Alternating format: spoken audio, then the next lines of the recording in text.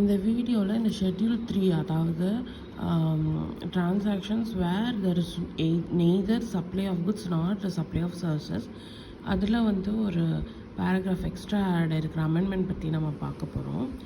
So அந்த amendment என்னென்னா, the activity of apportionment of co-insurance premium by lead insurer to co-insurer for insurance services jointly supplied, condition being lead insurer pays GST on entire premium paid by the insured.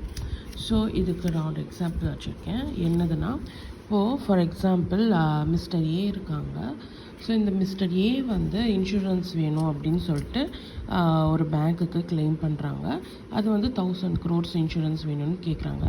But 1000 crores ஒரு பேங்க்குக்கு பெரிய அமௌண்ட்னால HDFC என்ன பண்ணுறாங்க, axis பேங்க்கையும் கோ இன்சூரன்ஸாக சேர்த்துக்கிட்டு 600 crore ஹெச்டிஎஃப்சியும் axis bank 400 crores-ஐயும் இன்சூரன்ஸாக mister ஏக்கு கொடுக்குறதா பேசியிருக்காங்க. So அதுக்கு பதிலாக மிஸ்டர் ஏ என்ன பண்ணுறாருன்னா, யூஸ்வலி ப்ரீமியம் கட்டோம்ல அதே மாதிரி அவர் 10 crore ப்ரீமியம் கட்டியிருக்காரு ஹெச்டிஎஃப்சி ஆக்ரோக்கு. ஸோ அந்த ப்ரீமியமில் ஜிஎஸ்டி வருமானா கண்டிப்பாக வரும். ஸோ இந்த ஹெச்டிஎஃப்சிக்கு மிஸ்டர் ஏ ப்ரீமியம் கட்டிட்டார் 10 crore, அதில் ஜிஎஸ்டியும் கட்டிட்டார். ஆனால் இப்போ இந்த ஹெச்டிஎஃப்சியும் ஆக்சிஸ் பேங்க்கும் சேர்ந்து தான் இந்த லோனை ப்ரொவைட் பண்ணுறதுனால அந்த ரேஷியோவில், அதாவது 10 crore ப்ரீமியம்னா 6:4 ரேஷியோவில் கண்டிப்பாக இவங்க அப்போர்ஷன்மெண்ட் பண்ணிப்பாங்க. ஸோ 6 crore ஃபார் ஹெச்டிஎஃப்சியும் ஆக்சிஸ் பேங்க்குக்கு ஒரு 4 crore பைஃபர்கேட் ஆகி வந்துடும் அந்த ப்ரீமியமில்.